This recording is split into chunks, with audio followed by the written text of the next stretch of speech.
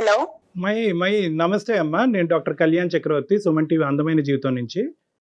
చెప్పండి, ఏంటండి? ఈవిడ పద్దాక ఎవరికొరికి ఫోన్ చేయిస్తుంటారు, ఇలా అరిపిస్తుంటారు, మాట్లాడిస్తుంటారు, నా గురించి ఏదో చెప్పేస్తూ ఉంటారు. మీరేంటో చెప్పండి. ఎందుకు ఫోన్ చేస్తారు ఈవిడ? మీరు చేస్తారా?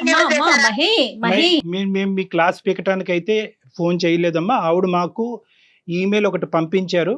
ఆ ఈమెయిల్లో ఏంటంటే కొద్దిగా కుదురుపడి మాట్లాడుతున్నాను, వినండి అమ్మా. ఆవిడ మీకు పెట్టకుండా ఇలా ఈమెయిల్ పంపించి మా చేత ఫోన్ చేయించుకుని మీకు డైరెక్ట్గా షాక్ ఇవ్వటం అనేది తప్పే కాదనట్లేదు. కానీ పెద్ద ఆవిడకి తోచింది ఆవిడ చేసింది, మిమ్మల్ని ఇద్దరిని కలపాలనేటటువంటి ప్రయత్నంలో.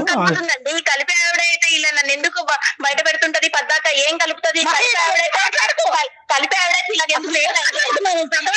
ఈవిడ వచ్చాక ఇలా అయిపోయిందండి. ఈవిడ కొడుకు ఏదో చెప్పడం, కొడుకు ఏదో అరవడం, ఈవిడ చేయడం వల్లే పరిస్థితి ఒక్కసారి వచ్చాడా చేంజ్ చేసుకున్నాడు. ఎందుకంటే చేసుకోవాల్సిన అవసరం లేదండి. ఇప్పుడు విడాకుల వరకు వచ్చింది కదా. కమలం గారు మీరు ఒక 2 నిమిషాలు ఆగాలి. మీరు ఒక 2 నిమిషాలు ఆగాలి. ఎందుకంటే మీ బాధ మీరు చెప్పారు, ఎక్కడ సమస్య వస్తుందో చెప్తున్నారు, ఒక మంచి ఉద్దేశంతో మాకు ఫోన్ చేశారు.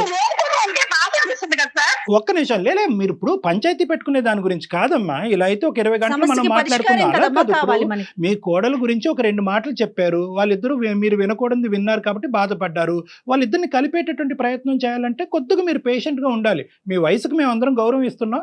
ఆ అమ్మాయి ఏదో వేదంతో తను చెప్తుంది, కొంత కోపంగా మాట్లాడినా కూడా తన బాధ తను చెప్పుకోనివ్వండి, ఒక అవకాశం చెప్పమ్మా. అమ్మ మహేశ్వరి చెప్పమ్మా, మీ అత్తగారిని మిమ్మల్ని కలపాలనే ప్రయత్నంతోనే మాకు పంపించారమ్మా. దాని వెనకాతలు ఏదో దురుద్దేశం లేదు, మా చేత నీకు క్లాస్ పీకించాలనే ఆలోచన కూడా ఆవిడకి లేదు. ఒకప్పుడు ఆవిడకి ఆలోచన ఉన్నా కూడా ఈ వేదిక యొక్క ముఖ్య ఉద్దేశం అయితే మాత్రం అది కాదు. ఇక్కడ వరకు తన వల్లే వచ్చామండి, తను చేయడం వల్లే వచ్చామండి. అసలు ఇలాంటి డెసిషన్ తీసుకోవడానికి కారణం తనేనండి. ఏంటమ్మా రీజన్ ఏంటి? లెగరు అంటారండి. లెగరు అంటే నైట్ అంతా స్టాక్ మార్కెట్ బిజినెస్ చేస్తూ నైట్ అంతా ఫోన్ కాల్స్ మాట్లాడుతూ బిజీగా ఉంటూ ఫ్రెండ్స్ తో మాట్లాడొద్దు అంటారండి. ఫ్రెండ్స్ తో మాట్లాడొద్దు అంటే నైట్ టైమ్ లో నేను మెలకుగా ఉంటానని ఫోన్స్ చేస్తారండి. ఫోన్లు మాట్లాడడంలో తప్పేముంది?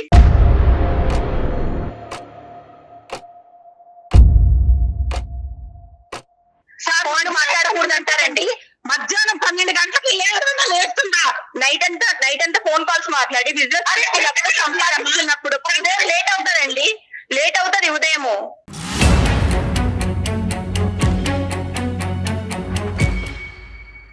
లెగడం లేట్ అవుతుంది. నైట్ అంతా వర్కౌట్ చేసినప్పుడు ఉదయం లేవడం లేట్ గానే అవుతుందండి. నేను ఇలాగే ఉంటాను, నేను ఇలాగే లెగుస్తానండి. ఆ పద్ధతి ఇలాగే ఉంటది. అలాగే నీ ఇష్టం చేసుకో.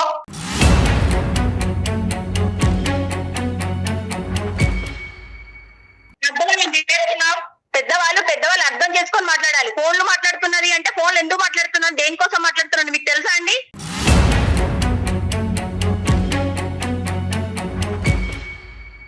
అది కనుక్కోవటం గురించే నీకు ఫోన్ ఇమ్మన్నాము, నీ వర్జన్ ఏంటో చెప్పమన్నాము. అదే అండి డాక్టర్ గారు, నేను నైట్ అంతా బిజినెస్ గురించి కాల్స్ మాట్లాడతాను, ఫ్రెండ్స్ కాల్స్ చేస్తారు, మాట్లాడతాను. అది మాట్లాడొద్దు అంటారు, తప్పంటారు. తను పూర్వకాలం మనుషులుగా మాట్లాడతారు. ఇప్పుడు అలా ఎలా అవుతుందండి? సంపాదిస్తాము, పని వాళ్ళని పెట్టుకుంటాము, పని చేసుకుంటాము. మేము పని వాళ్ళని పెట్టుకుని పని చేయించుకుంటామండి. పని వాళ్ళు చేసే పని వాళ్ళు చేస్తారు, మా పని మేము చేస్తామండి. చెయ్యను, నేను చేయకపోతే మీరు చేస్తున్నారా? చెయ్యనండి, నేను ఇలాగే ఉంటాను. డాక్టర్ గారు వాడు చెయ్యనండి. అవునండి, సంపాదించాలి కదా. బిజినెస్ అన్నప్పుడు సంపాదించుకోకపోతే ఎలా ఉంటామండి? సంపాదించుకోవాలి కదా. సరిపోదు కాబట్టి మేము కూడా కష్టపడుతున్నాము. మీ అబ్బాయి బోర్డు సంపాదన సరిపోకే మేము కష్టపడుతున్నాము.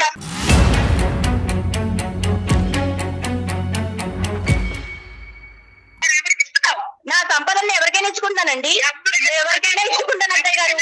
నేను ఎవరికైనా ఇచ్చుకుంటాను అత్తయ్య గారు. నా సంపాదన నా ఇష్టం అండి.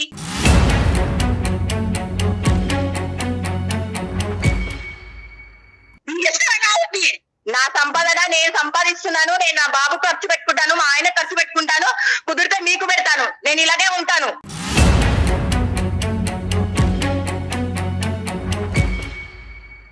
నీకు పెళ్లి కాకపోతే మేము అడిగే ప్రసక్తి లేదు. నీకు పెళ్ళి ఈ మొగుడు పిల్లడు ఉండేటప్పుడు నువ్వు ఎవరికి ఇస్తున్నావు డబ్బులు? ఎవరికి ఇస్తాను? నా సంపాదన నేను ఎవరికైనా ఇస్తాను. ఈ అబ్బాయి సంపాదన ఎవరికి ఇవ్వట్లేదు కదా.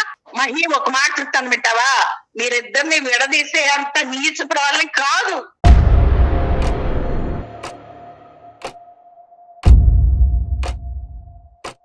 మీరు వచ్చాకే గొడవలండి. మీరు రాకముందు బాగానే ఉన్నాను. ఎందుకు వచ్చాను? వచ్చారా 4 రోజులు రోజులు ఉన్నారా వెళ్ళిపోయారు అంటే ఇలా తగ్గులు పెట్టడానికి వచ్చినట్టుగా ఉన్నారు మీరు. అమ్మ నేను మీకు నమస్కరించి చెప్పేది ఏంటంటే ఈరోజు ఆ అమ్మాయి తన భావాన్ని పూర్తిగా వ్యక్తపరచకుండా మేము ఎటువంటి కంక్లూజన్కి సొల్యూషన్కి రాలేము. ఆడది సంపాదించుకుంటూ తన కాళ్ళ మీద నిలబట్టడం అనేటటువంటి దాన్ని మనం ఎవరు ఖండించట్లేదు, దాన్ని తప్పుగా చూసేటటువంటి ఉద్దేశం ఎవరికీ లేదు. ఆ అమ్మాయి తన కాళ్ళ మీద ఆర్థికంగా నిలబడాలి అని అనుకుంటుంది, సంపాదించాలి అని అనుకుంటుంది, తన సంపాదించే డబ్బుతో కుటుంబాన్ని పోషించాలి అనుకుంటుంది. కానీ ఏదో తను పోషించట్లేదు సార్, మరి నా బాధ అదే కదా. ఏమవుతుందమ్మా, ఏం చేస్తుంది? బాధపడుతున్నాడు. ఒకటి, ఆ అమ్మాయి సంపాదించుకుంటుంది, తన కాళ్ళ మీద తను నిలబడాలి అనుకుంటుంది, ఆర్థిక పరమైనటువంటి స్వేచ్ఛ కోరుకుంటుంది. ఆ డబ్బులు తీసుకెళ్లి బ్యాంకులో వేసుకుంటుందో, కొడుక్కో బిడ్డకో ఖర్చు పెట్టుకుంటుందో అనేటటువంటి ఒక అంశం. మహేశ్వరి గారు, మీరు ఉద్యోగం చేయాలి, స్టాక్ మార్కెట్ చేసుకోవాలి అనేటటువంటి ఉద్దేశం మీకు ఉంటే ఇంత రాత్రే చేయాలా? పగటిపూట చేసి రాత్రిపూట మీరు పడుకుని తొందరగా లెగిసి మిగతా బాధ్యతలను అన్నింటినీ నిర్వర్తించడంలో అవకాశం ఉందా లేదా? నా ఇష్టం సార్, నేను రాత్రి పూట చేసుకుంటాను, నేను ఇలాగే ఉంటాను. మగలు చేయడం కుదరదండి, నేను రాత్రుల్లో చేస్తాను, నేను ఇలాగే ఉంటానండి, నేను ఇలాగే చేయగలను. మీ ఇష్టం వచ్చినట్టు ఎవరి ఇష్టం వచ్చినట్టు వాళ్ళు ఉండొచ్చండి. అమ్మ, ఇది కుటుంబం. అమ్మ, ఈ కుటుంబం అనేటప్పుడు ఏంటంటే నీ భర్తకు కావాల్సినటువంటి కొన్ని అంశాలు ఉంటాయి. ఒకటి ఎలా ఉన్నానో అత్తింట్లో కూడా అలాగే ఉండాలనుకుంటున్నానండి.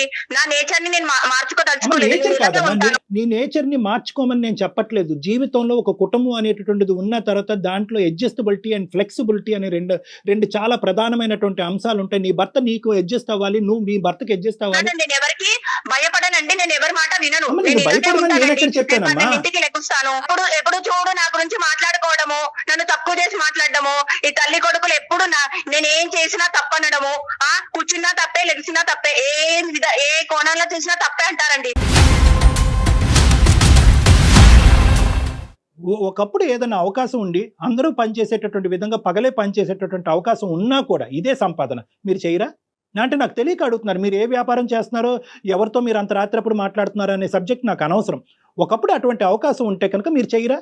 లేదండి, నేను ఈ టైంలోనే నాకు కుదురుతుందండి, ఈ టైంలోనే నాకు వర్కౌట్ అవుతుంది, ఈ టైంలోనే ఎక్కువ సంపాదన వస్తుందండి, డేలో చేసేంత రాదండి.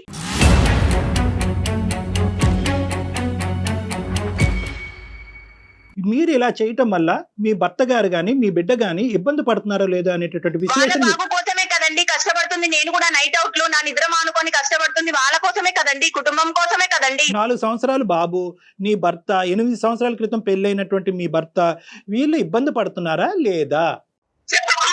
అడుగుతున్నారు కదా, మీరు చెప్పారు కదా, పెట్టి తగ్గు పెట్టి కూర్చున్నారు కదా, ఏం చెప్పాలి, ఎవరికి ఎంతమందికి సమాధానం చెప్పాలి నేను?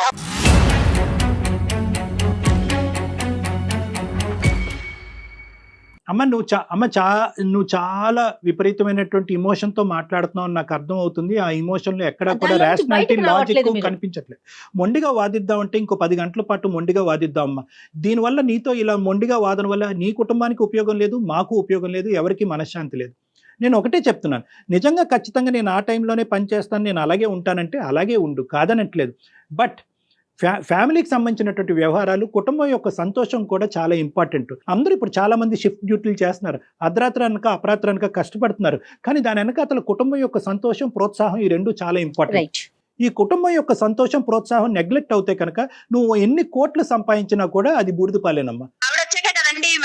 విడాకుల వరకు వచ్చింది ఇప్పుడు పరిస్థితి.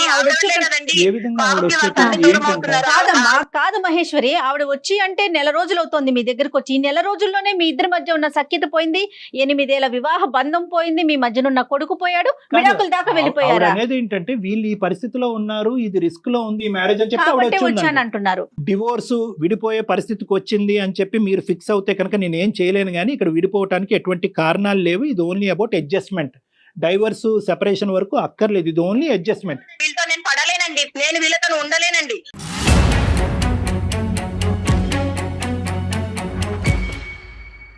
కాదు మేడం, మీరు వీళ్ళతో ఉండకపోవటానికి ఇంకేం కారణాలు ఉన్నాయి? ప్రతిదానికి తప్పు పడతారండి. ఇలా పడితే నేను ఇలా ఉండలేనండి. వేరే ఇష్యూస్ కూడా ఉన్నాయి మేడం ఇక్కడ. సో ఓన్లీ ఇప్పుడు నువ్వు ఇలా లేట్ నైట్ ఉద్యోగం చేసుకోవటం, ఈ సంపాదన మీద పట్టడం అనే ఒక్క అంశం కాకుండా వీళ్ళిద్దరూ కూడా నిన్ను కార్నర్ చేసి రకరకాల నిందలు వేసి రకరకాలుగా నిందిస్తుంటారు, రకరకాలుగా వేధిస్తుంటారు వీళ్ళు. ఫోన్ లైన్ లో చెప్పలేని అంశాలు ఏమైనా ఉన్నాయా వాళ్ళకి సంబంధించి ఇప్పుడు మనకి ప్రోగ్రామ్ లో? ప్రతిదీ తప్పుగా అర్థం అంటుంటారండి, ఎవరితో ఫోన్ మాట్లాడినా ఎవరితోనో మాట్లాడింది ఇలా చేస్తుంది అని అంటుంటారండి. అది నా కొడుకు చెప్పానా? చెప్పారు కాబట్టి ఇలా ఉన్నామండి ఈ రోజు మనము. ఈ ఒక నిమిషం. ఫోన్ కాల్ లో ఇలా బయటకు వచ్చాము. పెద్ద ఆవిడ వచ్చి ఇక్కడ ఉండవలసినటువంటి దానికి ఉన్న ప్రధానమైనటువంటి కారణం మీరిద్దరు సంతోషంగా ఉండాలి అనేది. దాన్ని మీరు వక్రీకరించి ఇంకో విధంగా చూపెడితే కనుక నేను ఏం చేయలేను. ఆవిడని వెళ్ళిపోమంటే కనుక ఈ ఫోన్ కాల్ పెట్టేసిన తర్వాత ఆవిడకు ఒక ఇల్లు అనేది ఉంది, అక్కడికి వెళ్ళిపోతుంది. సంపాదన ఉండాలి, డబ్బు ఉంటేనే సంతోషం సుఖం, కరెక్ట్, ఇవన్నీ నిజాలే. But not at the cost of loss of happiness of everybody. నేను నెలకు 3 లక్షలు సంపాదిస్తున్నానండి, పగలు చేస్తున్నా ఈయన 30,000 ఎక్కడ, నేను నెలకి నైట్ అవుట్ చేస్తున్నా, నాకు 3 లక్షలు ఎక్కడ ఉంది? వెలకట్టలేనటువంటి సంతోషాన్ని పోగొట్టుకుంటున్నారు మీరు సంపాదించే 3 లక్షల గురించి వెలకట్టలేనటువంటి సంతోషాన్ని, జీవితాన్ని పోగొట్టుకుని ఆఖరికి ఈ కుటుంబం విడిపోయే పరిస్థితి వరకు వచ్చింది. నేను 3 లక్షలు సంపాదిస్తున్నా కాబట్టి మనం ఇలా ఉన్నాము.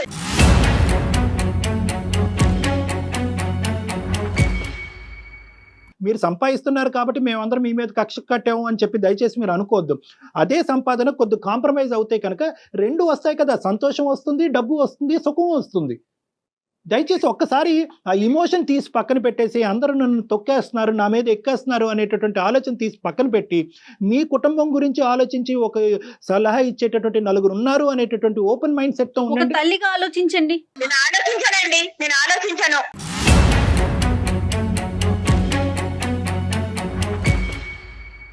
మీ ఉద్దేశం ఏంటి? మరి వాడిని ఎవరు చూస్తారు? వాళ్ళే చూసుకుంటారండి. నేను వాళ్ళకేం పనమ్మా? నన్ను వద్దనుకుంటున్నారు కాబట్టి నేను కూడా వాళ్ళని వద్దనుకుంటున్నానండి. మహి గారు, మహి గారు. చూసుకుంటారండి, బాబుని వాళ్ళు చూసుకుంటారు. మహి గారు ఒక్క మాట చెప్తానండి. నెలకు మీరు 3 లక్షలు సంపాదిస్తున్నారేమో, 30 కోట్లు సంపాదించే స్త్రీలు కూడా చాలా మంది ఉన్నారండి, సంసారాన్ని చక్కబెట్టుకుంటున్నారు. అందులో ఎటువంటి సందేహం లేదు. నేను 30 కోట్లు సంపాదిస్తున్నా, నా పిల్లల్ని వేరే వాళ్ళు చూసుకుంటారు, నా మొగుడిని వేరే వాళ్ళు చూసుకుంటారంటే ఎట్లాగమ్మా? ఆ సంపాదించిన డబ్బులు ఎవరి కోసం నువ్వు సంపాదించేది? ఒక్కటే మాట, నీకు ఫోన్ చేసిన దగ్గర నుంచి నువ్వు ఒకటే మాట చెప్తున్నావు, నేను ఇట్లానే ఉంటా, నేను ఇట్లానే ఉంటా. ఇట్లానే ఉంటే ఎవరికి నష్టం? ఆ పెద్ద ఆవిడేమో కలపాలని చూస్తా ఉంటే ఆవిడొద్దంటావు, నీ పిల్లల్ని చూసుకోవాలంటావు. కాల్ మొదలైన దగ్గర నుంచి డాక్టర్ గారు ఎంత కాంప్రమైజ్ చేస్తున్నారమ్మా? నీ వర్షన్ ఏమన్నా మారిందా? ఏంటండి తలనొప్పి? నేను ఇందాకే నిద్ర లేచాను, ఈడేదో కళ్ళేక కాలు కలిపింది, మీరేంది నా బుర్ర తింటున్నారు?